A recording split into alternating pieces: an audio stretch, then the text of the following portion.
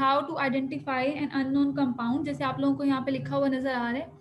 हमने electromagnetic radiation start की थी और लास्ट लेक्चर में हमने उसका इंट्रोडक्शन पढ़ लिया था। अब हम नेक्स्ट देखते हैं कि अगर हमने किसी भी कंपाउंड को आइडेंटिफाई करना हो तो हमारे पास जो ओल्ड मेथड्स थे वो कौन कौन से थे। लास्ट लेक्चर में हमने पढ़ा भी था कि क्वालिटेटिव मेथड और क्वांटिटेटिव मेथड, ये दोनों मेथड्स थे जिनके थ्रू हम ओल्ड डेज में किसी भी कंपाउंड को आइडेंटिफाई कर लेते थे। लेकिन उससे जो भी इंफॉर्मेशन मिलती थी वो इंफॉर्मेशन इनसफिशिएंट होती थी। वो इंफॉर्मेशन सिर्फ और सिर्फ जो भी कंपाउंड है उसकी क्वालिटी या क्वांटिटेटिव जितने भी प्रॉपर्टीज़ थी उसके बारे में इंफॉर्मेशन देता था, उसकी डिटेल्ड इंफॉर्मेशन हमें नहीं मिलती थी। जैसे अगर हमारे पास कोई कंपाउंड है और हमने उसकी एनालिसिस करनी है, आइडेंटिफिकेशन करनी है, हमने उसकी स्ट्रक्चरल इंफॉर्मेशन लेनी है, तो उसके लिए क्वालिटेटिव और क्वांटिटेटिव मेथड सफिशिएंट नहीं था। इस वजह से साइंटिस्ट ने वर्क किया और उसके बाद उन्होंने स्पेक्ट्रोस्कोपी को डिस्कवर किया था। स्पेक्ट्रोस्कोपी क्या है? Interaction of matter with radiations या interaction of matter with electromagnetic radiations. हम कोई भी मैटर लेते हैं, उस पे हम इलेक्ट्रोमैग्नेटिक रेडिएशंस को फॉल करवाएं। अब इलेक्ट्रोमैग्नेटिक रेडिएशंस किसी भी टाइप की हो सकती है, वो हम नेक्स्ट देखते हैं।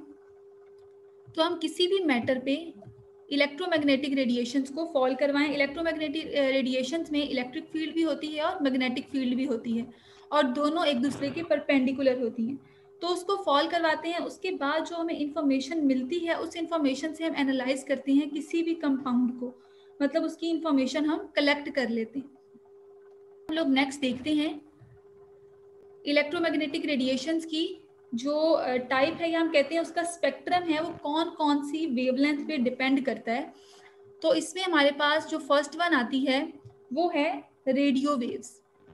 तो फर्स्ट वन है हमारे पास रेडियो वेव्स।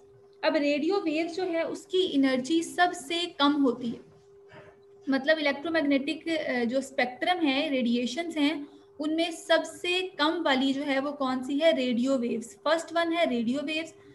उसके बाद देखिए आप रेडियो वेव्स की आपको यहाँ पर फ्रीक्वेंसी नज़र आ रही है, तो हम इन टर्म्स ऑफ फ्रीक्वेंसी भी बात कर सकते हैं, हम इन टर्म्स ऑफ एनर्जी भी बात कर सकते हैं, हम इन टर्म्स ऑफ वेवलेंथ भी बात कर सकते हैं और हम in terms of wave number भी बात कर सकते हैं। तो अब यहाँ पर आपको नज़र आ रहा है कि जो रेडियो वेव्स हैं उनकी फ्रीक्वेंसी कितनी है? 3 × 10⁻⁶ से 3 × 10⁻10 हर्ट्ज तक। मतलब इसकी जो फ्रीक्वेंसी है वो इतनी कम है। अगर हम लोग नेक्स्ट जाएं, मतलब इलेक्ट्रोमैग्नेटिक रेडिएशन का जो स्पेक्ट्रम है उसमें हम ये हमारे पास है लेफ्ट टू राइट जाएं, तो तब हमारे पास एनर्जी इंक्रीज होगी। अगर एनर्जी इंक्रीज होगी तो पीछे हमने रिलेशन देखे थे कि फ्रीक्वेंसी भी इंक्रीज ही होगी, वेव नंबर भी इंक्रीज होगा, लेकिन वेव लेंथ डिक्रीज होगी। तो अगर नेक्स्ट हम देखें, नेक्स्ट हमारे पास है माइक्रोवेव्स। माइक्रोवेव्स की एनर्जी रेडियो वेव से ग्रेटर होती है, इसका मतलब है कि उसकी फ्रीक्वेंसी भी ग्रेटर होगी। तो इसकी फ्रीक्वेंसी कितनी है? इसकी फ्रीक्वेंसी है 3 × 10⁻10 से लेकर 3 × 10⁻12 हर्ट्ज तक। ये माइक्रोवेव्स की हमारे पास फ्रीक्वेंसी है। उसके बाद नेक्स्ट हमारे पास आ जाता है IR। IR की फ्रीक्वेंसी रेडियो वेव्स और माइक्रोवेव से ग्रेटर होती है, मतलब इसकी एनर्जी भी ज़्यादा होती है, ये होती है 3 × 10⁻12 से 14 तक हर्ट्ज में है। उसके बाद नेक्स्ट हमारे पास आ जाता है UV विजिबल इलेक्ट्रोमैग्नेटिक रेडिएशन।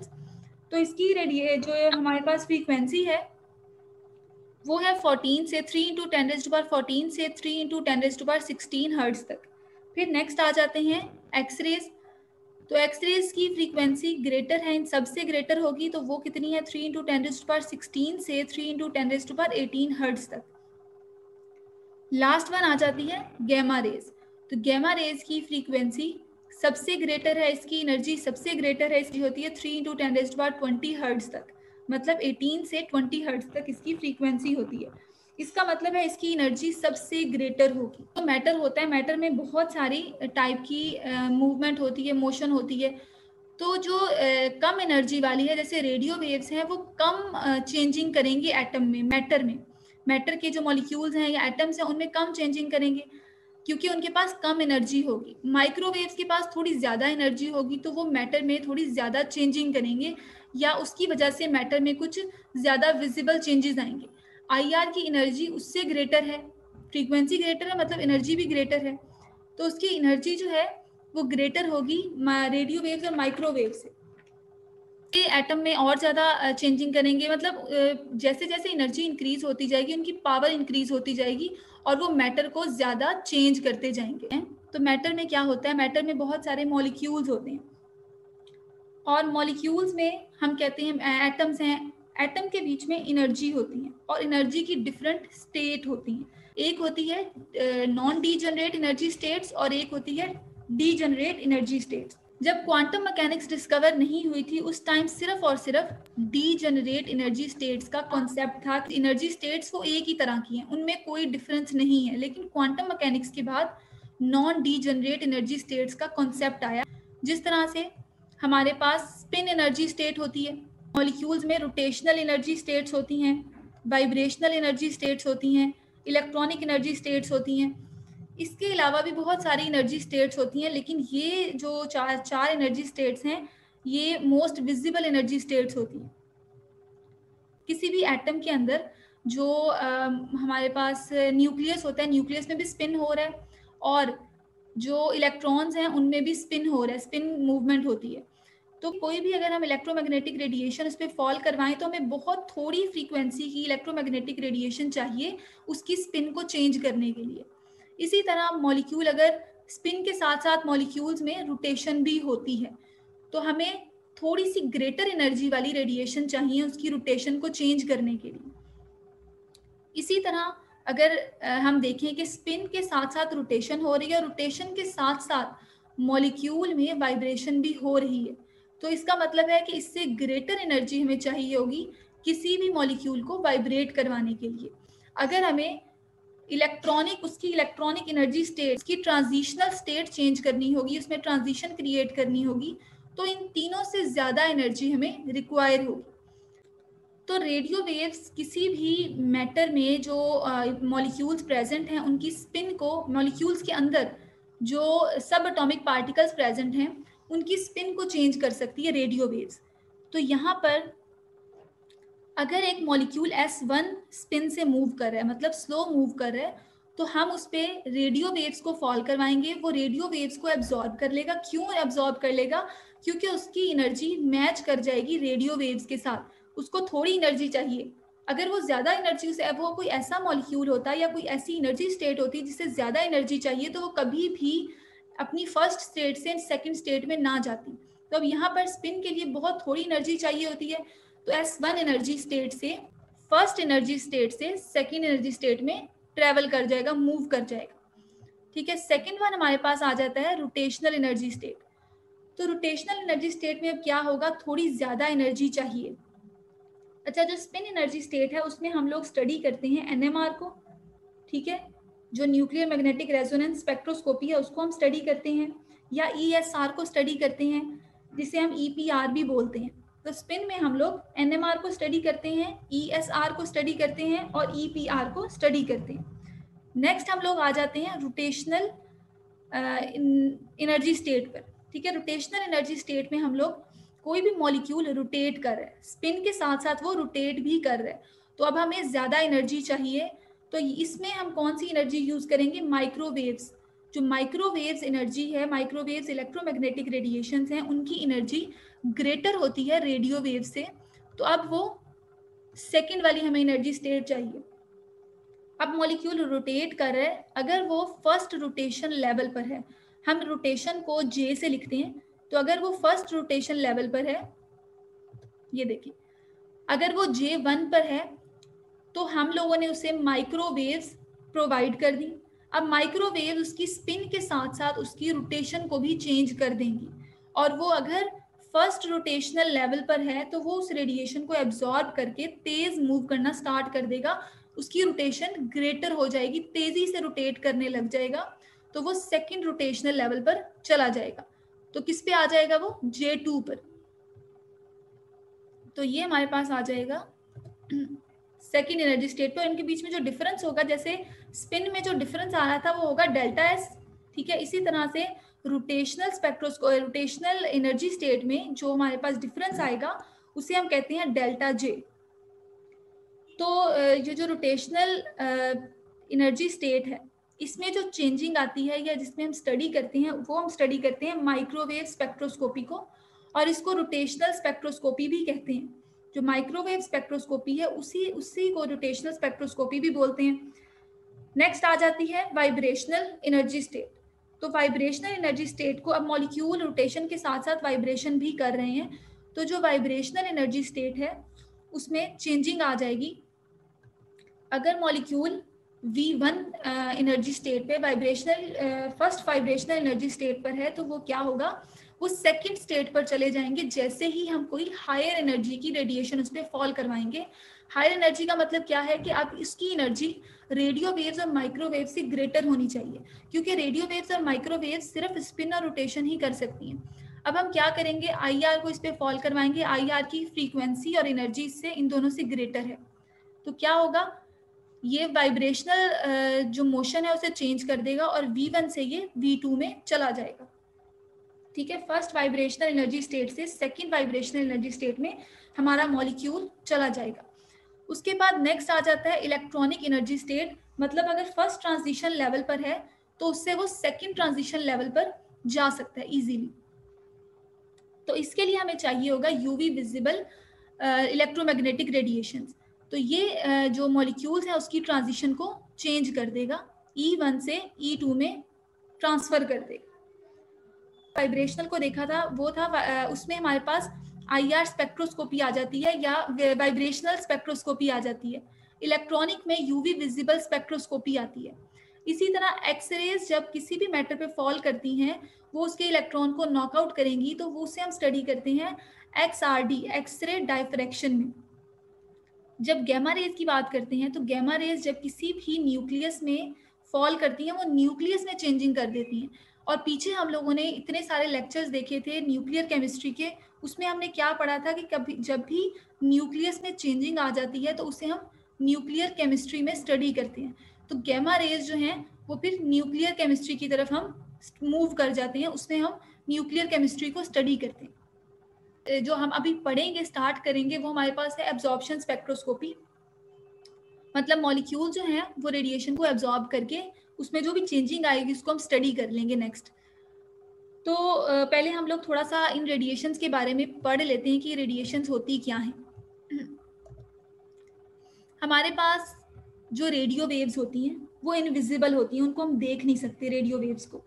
मतलब अगर हम उसके रेडियो वेव्स के ट्रांसमीटर और रिसीवर के बीच में हम खड़े हो जाए, अगर हम उसके दरमियान में खड़े हो जाएं, जो वेव्स निकल रही हैं, तो हमें कोई फर्क नहीं पड़ेगा। चाहे हम उसके पास 1 घंटा बैठे, 2 घंटा बैठे या पूरा दिन भी बैठ जाए, तो भी रेडियो वेव्स के पास बैठने से हमें कोई खास इफेक्ट नहीं होगा।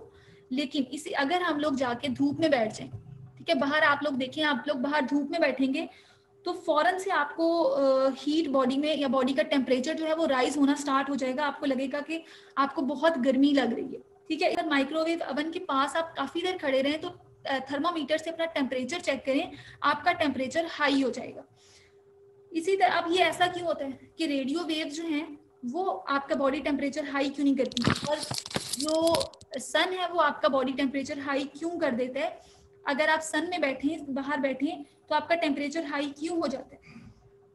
और आप अगर स्काई को देखें तो आपको कोई कलर नजर आता है, लेकिन जो बॉडी टेम्परेचर इंक्रीज हुआ है वो किस वजह से इंक्रीज हुआ है वो आपको नजर नहीं आता। जो हमारे बॉडी टेम्परेचर इंक्रीज हुआ है वो होता है IR रेडिएशंस की वजह से। उन IR रेडिएशंस को हम अपनी आईज से नहीं देख सकते, उसको हम सिर्फ और सिर्फ फील कर सकते हैं, उसको हम सेंस कर सकते हैं कि हमारा बॉडी टेम्परेचर इंक्रीज हो गया। और अगर हम जब ऊपर सन में स्काई में देखते हैं तो हमें जो रोशनी नजर आती है वो होती है विजिबल लाइट। विजिबल लाइट जो है उसको हम देख सकते हैं। उसके बाद अगर आप नोट करें कि आप सूरज में 1 घंटा बैठ जाएं या ज्यादा टाइम बैठे तो आपकी स्किन टैन होने लग जाती है। मतलब आपकी स्किन जो है उसका कलर चेंज होने लग जाता है, डार्कर होने लग जाता है। ये होता है ड्यू टू यूवी लाइट। जो सन है उसमें से यूवी लाइट भी निकल रही है, तो यूवी लाइट की वजह से आपकी जो स्किन है उसका कलर डार्कर होना स्टार्ट हो जाता है। अब क्वेश्चन ये राइज होता है कि हम रेडियो वेव्स को क्यों नहीं देख सकते, विजिबल लाइट को क्यों देख सकते हैं, आईआर को क्यों नहीं देख सकते, और हमारे पास जो रेडियो बाकी वेव जो रेडिएशन हैं उनको हम देख क्यों नहीं सकते, सिर्फ और सिर्फ विजिबल लाइट को ही क्यों देख सकते हैं। जितनी भी रेडिएशंस हैं, जैसे हमने पीछे वो रेडिएशन सारी देखी, वो डिफरेंट तरह से इंटरेक्ट करती हैं। जो विजिबल लाइट है वो हमारी आईज के रेटिना के साथ जाके इंटरेक्ट करती है, उसके पास सिर्फ इतनी ही कैपेसिटी होती है कि वो हमारे आईज के रेटिना के साथ जाके इंटरेक्ट करे, वो हमारी स्किन के साथ जाके इंटरेक्ट नहीं कर सकती, वो हमारी बॉडी टेम्परेचर को इंक्रीज नहीं कर सकती। ठीक है, इसी तरह अगर हम लोग ये विजिबल लाइट को हमने देखी है, उसके बाद आईआर को अगर हम देखें तो ये हमारे बॉडी टेम्परेचर को इंक्रीज कर देती है। इसके पास इतनी पावर होती है कि हमारा जो बॉडी का नॉर्मल थर्मोस्टेट है उसको इंक्रीज कर दे, लेकिन इसके पास इतनी पावर नहीं होती कि ये हमारे आईज के रेटिना के साथ जाके इंटरेक्ट करे और हमें नजर आए। इसी तरह रेडियो वेव्स की जब हम बात करें तो रेडियो वेव्स हमारे एयर्स के साथ जाके कनेक्ट करता है, इंटरेक्ट करता है, लेकिन ये आईज के साथ और थर्मोस्टेट के साथ जाके इंटरेक्ट नहीं कर सकता। और यूवी की बात करें तो यूवी हमारी बॉडी में टैनिंग कर देती है, हमें डार्कर कर देती है। हमारी बॉडी में एक पिगमेंट होता है जिसे हम कहते हैं मेलानिन, जिसकी अगर वो इंक्रीज हो जाए तो बॉडी डार्कर होना स्टार्ट हो जाती है। तो जो यूवी लाइट है ये उस मेलानिन पिगमेंट के साथ जाके इंटरेक्ट करती है और उसकी क्वांटिटी को हमारी बॉडी में इंक्रीज कर देती है। ठीक है, तो ये देखें, रेडियो वेव्स इनविजिबल होती हैं, विजिबल लाइट को हम देख सकते हैं, आईआर रेडिएशन हमारी बॉडी टेम्परेचर को इंक्रीज कर देती हैं, यूवी लाइट हमारी बॉडी में टैनिंग करती हैं और स्किन बर्न भी कर देती हैं। मतलब ज़्यादा टाइम जैसे यूवी बी रेडिएशन जो हैं वो हमारी बॉडी की स्किन को बर्न कर देती हैं, ऊपर से बहुत ही ज़्यादा रेडिश से कलर की हमारी स्किन हो जाती है जब हम धूप में ज़्यादा टाइम बैठे तो। लेकिन वो ये अलग होता है, जो स्किन बर्न है मोस्टली स्किन टैनिंग हो जाती है, क्योंकि हमने गर्मियों में तो धूप में नहीं बैठना होता, हमने सर्दियों में बैठना होता है, तो उससे सिर्फ टैनिंग ही होती है, स्किन बर्न नहीं होती। मतलब स्किन का कलर डार्कर होता है लेकिन स्किन बर्न नहीं होगी। अगर धूप में आजकल आप लोग धूप में बैठे तो आपकी स्किन बर्न नहीं होगी। अच्छा, अब ऐसा क्यों होता है कि मैंने बताया कि रेडियो वेव्स को हम सिर्फ सुन सकते हैं, विजिबल लाइट को हम देख सकते हैं, आईआर रेडिएशंस को हम सेंस कर सकते हैं, और यूवी रेडिएशन जो है उससे हमारी स्किन का कलर डार्कर हो जाता है।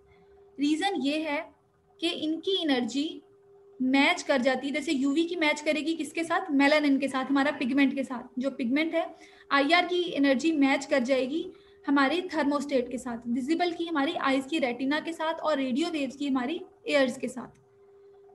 जैसे अब अगर आप देखें कि आप बैडमिंटन खेल रहे हैं तो वहां पे आप शटल की जगह फुटबॉल यूज करें।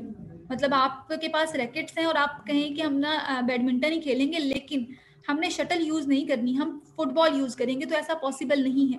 आप बैडमिंटन खेल ही नहीं सकते, आपके पास एक गेम की रिक्वायरमेंट ही नहीं है, मतलब शटल ही नहीं है, तो आप लोग उसके साथ खेल ही नहीं सकेंगे।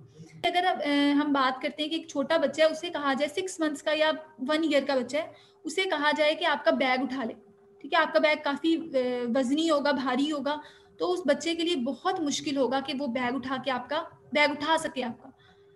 मतलब मुश्किल क्या, उसके लिए इम्पॉसिबल होगा कि वो आपका बैग उठा सके। लेकिन आप लोग खुद अपना बैग इजीली उठा सकते हैं कि वो छोटा बच्चा जो है वो यूवी लाइट है और आपका जो है बैग है वो है थर्मोस्टेट, आपकी बॉडी का थर्मोस्टेट है, तो दोनों चीज़ें मैच नहीं कर रही। या आपको ये कहा जाए, आपको एक नीडल दे दी जाए, सुई जो होती है नीडल, और आपको कहा जाए उसमें धागा डालें, तो आपके लिए बहुत आसान बात होगी कि हाँ, इस सुई में धागा डाला जा सकता है। लेकिन अगर मैं आपको ये कहूँ कि इस सुई में एक रस्सी डाल दें, ठीक है, तो आपके लिए बहुत मुश्किल होगा, आप कहेंगे कि तो ये तो इम्पॉसिबल बात है। यूवी लाइट आपके पास थ्रेड है, धागा है, और टैनिंग जो है, जो हमारी बॉडी में मेलानिन है, ठीक है, वो हमारे पास सुई है, तो सुई और धागा इजीली डल सकता है। लेकिन अगर आईआर हमारे पास एक रस्सी है तो आईआर के लिए इम्पॉसिबल है।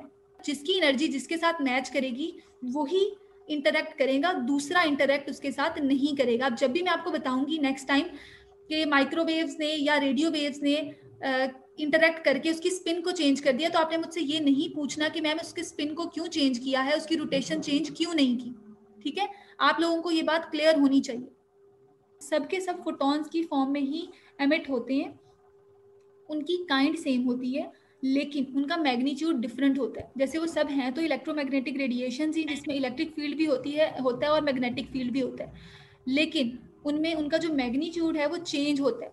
जैसे अगर हम यूवी रेडिएशंस की ही बात करें, तो यूवी रेडिएशंस भी डिफरेंट टाइप्स की होती हैं। यूवी ए रेडिएशन होती है, यूवी बी रेडिएशन होती है और यूवी सी रेडिएशन होती है।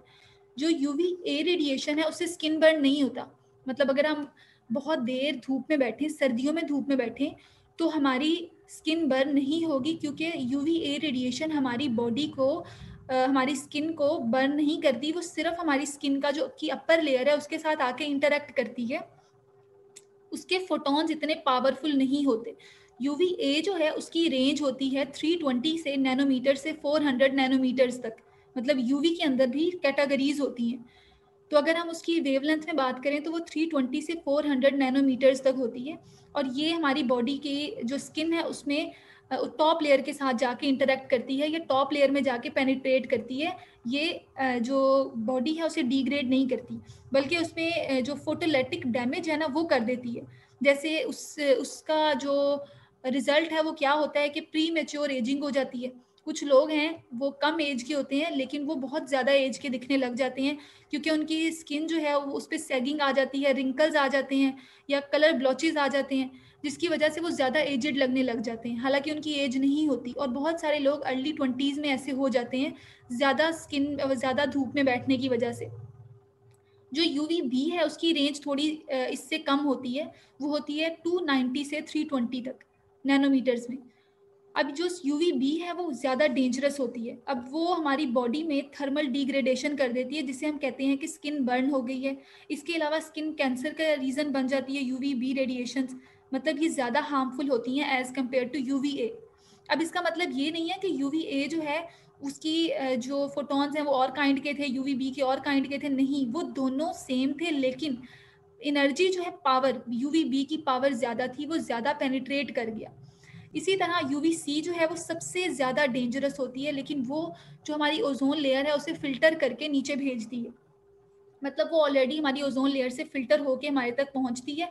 तो यूवी सी जो रेडिएशन है वो मतलब हमारे तक नहीं पहुँचती, वो फ़िल्टर होके वहीं रह जाती है, यूवी ए और बी हम तक पहुँचती हैं।